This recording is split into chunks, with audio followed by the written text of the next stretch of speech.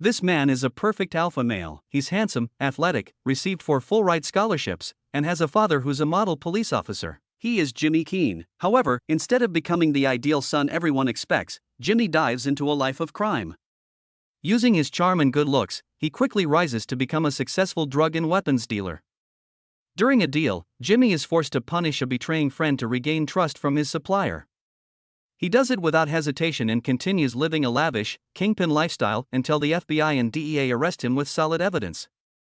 At first, Jimmy believes his lawyer can secure his release on bail. But a plea deal strategy turns into a trap. And he ends up with a 10-year prison sentence.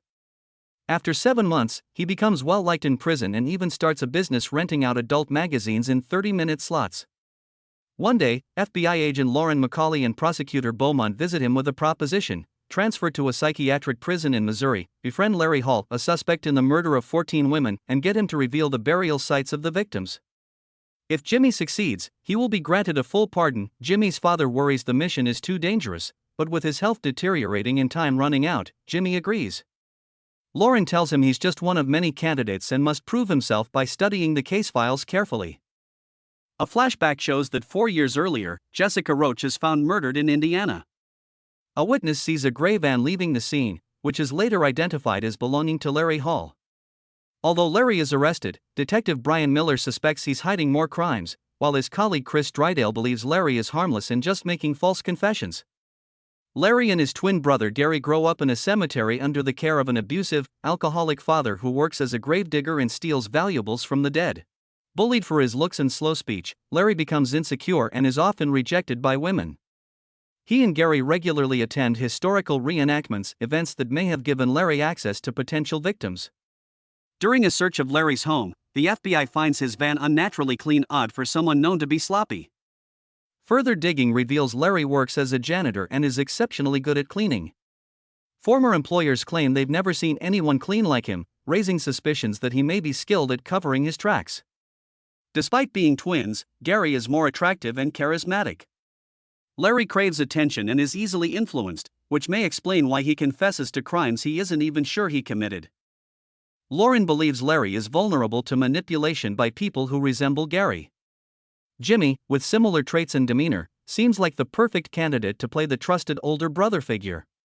After passing evaluations, Jimmy is transferred to Springfield Prison to begin the dangerous mission. A judge reviews Larry's case and raises concerns. Although Larry signs a confession, he does so in all capital letters, and Detective Brian's intimidating approach makes the case eligible for a second appeal. Jimmy now has limited time to extract a confession from Larry. Jimmy arrives at Springfield, preparing to adapt to the brutal new environment. His cell is placed directly next to Larry Hall's. The next few days, Jimmy patiently observes Larry from a distance, trying to figure out how to approach him. The inmates here aren't like those in his previous prison. Everyone is on some form of psychiatric medication. Jimmy feels uneasy in this environment, so to blend in, he also requests sedatives. The prison doctor even gives Jimmy a private home number to call in case of emergencies or if he needs help from the guards. Jimmy attempts to strike up a conversation with Larry but is ignored. When his father shows up unexpectedly and uses his police ID to get in, Jimmy worries that Larry finding out his father is a cop will ruin any chance of building trust. Back in the prison, Jimmy gets an opportunity to interact with Larry. In the common room, while everyone is watching TV, an aggressive inmate suddenly changes the channel. Jimmy jumps in, switches it back, and beats the guy up. This act earns him attention, and finally, Jimmy gets noticed. As a result, Jimmy is thrown into solitary confinement.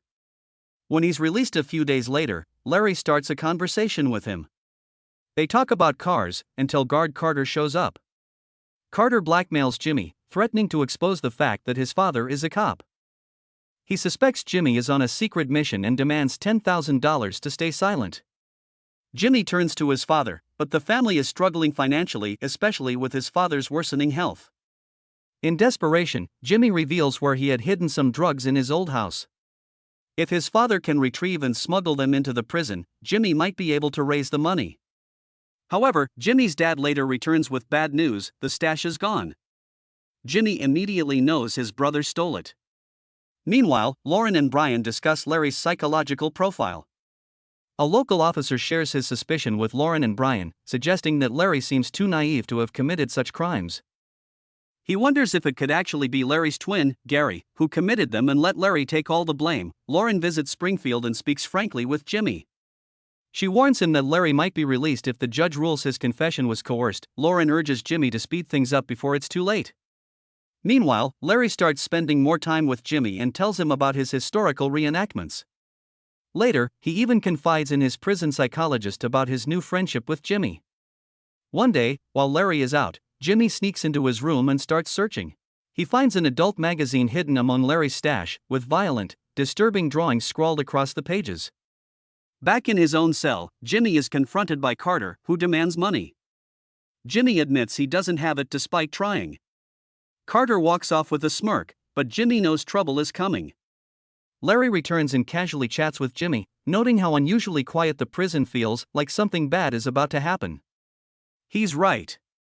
That evening, a full-scale riot erupts, inmates attack guards, smash everything, and even kill fellow prisoners. Blood splatters the walls.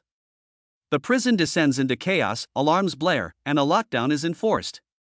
The next day Larry is put in charge of cleanup and does a good job. Jimmy pretends to be surprised at this.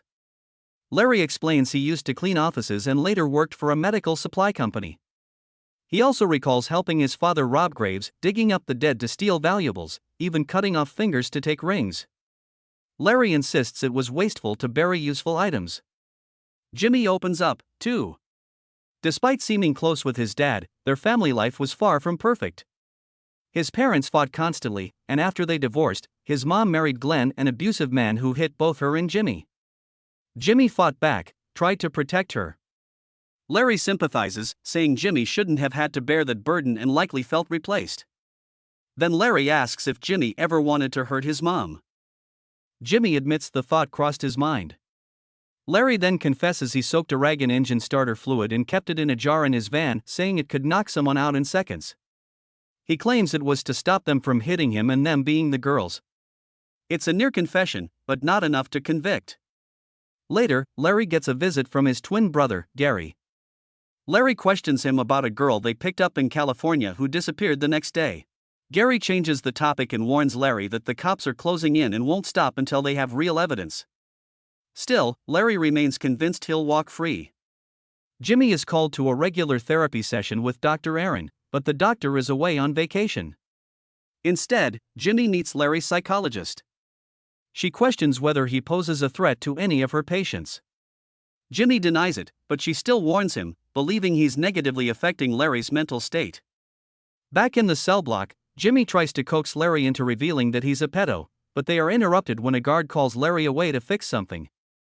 Meanwhile, Brian and Lauren continue their investigation across Illinois. At a bait and repair shop, the owner JT recognizes Larry, saying he gave off a creepy vibe and used to flirt with young girls, including JT's own daughter, Audrey. JT eventually kicked Larry out. Brian and Lauren talk to Audrey, who says Larry once lured her to his van under the pretense of showing her cleaning products. He gave her gifts like earrings and a necklace, items that disturbingly fit her perfectly. Audrey kept only one thing, a mountain bike. The detective quickly realized it was one of the victims' bike. Larry, in therapy, becomes agitated and defensive, insisting he's doing well. But the psychologist sees through his confidence. It's a reflection of Jimmy's influence. Jimmy gains all his trust and Larry starts to confess. He describes how he'd gain young girls' trust, wait for a moment of vulnerability, then abduct and harm them. But without solid evidence, especially the burial locations, authorities still can't charge Larry definitively.